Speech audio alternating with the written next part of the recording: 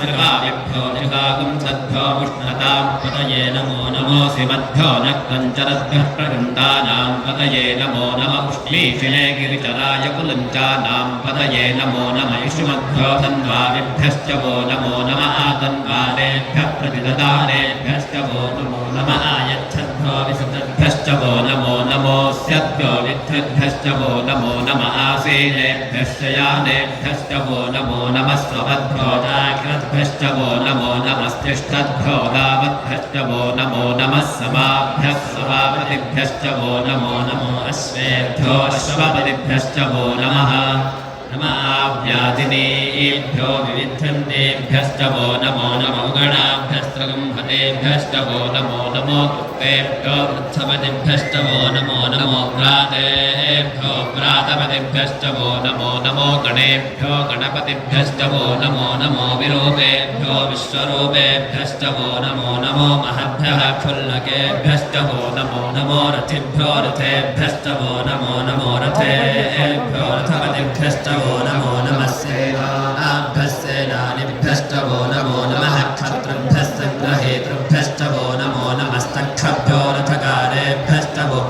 नमः कुलालेभ्यः कर्मारेभ्यश्च वो नमो नमः पुञ्जुष्टेभ्यो निषादेभ्यश्च वो नमो नमः ईशकृभ्यो दन्वकृभ्यश्च वो नमो नमो मृगजुभ्यश्वनेभ्यश्च वो नमो नमः स्वभ्यश्वपतिभ्यश्च वो नमः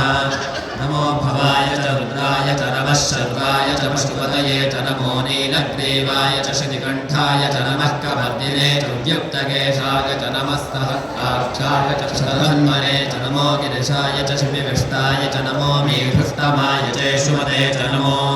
ह्रस्वाय च वामनाय च नमो बृहते च वशीरसे च नमो वृद्धाय च संवृद्धने च नमो अग्र्याय च प्रथमाय च नमः आशवे चाजराय च नमः शीघ्र्याय च शीभ्याय च नमः ऊर्म्याय च वत्सन्याय च नमः स्रोतस्याय च दीप्याय च नमो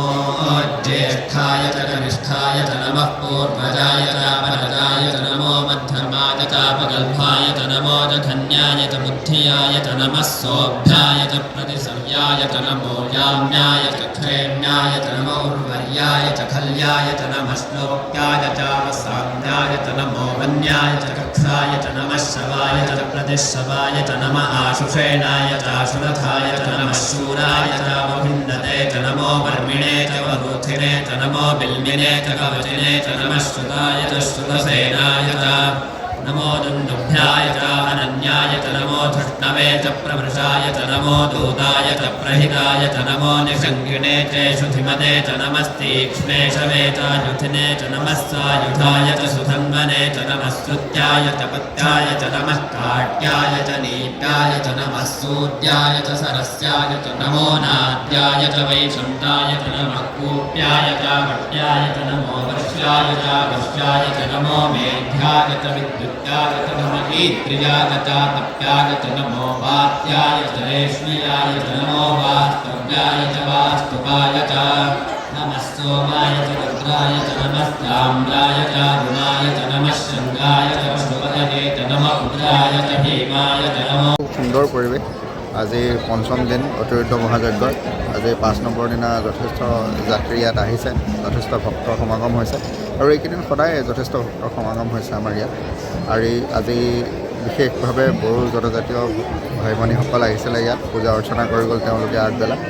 এতিয়া বিভিন্ন ইয়াৰ ৰাইজ, আমাৰ এই অঞ্চলৰ যিমান ৰাইজ আছে গোটেই ৰাইজে আহি পেলাই ইয়াত সনাতনী হিন্দু প্ৰত্যেকজন ৰাইজে আহি ইয়াত এই দৰ্শন কৰিছে, ভক্তি কৰিছে।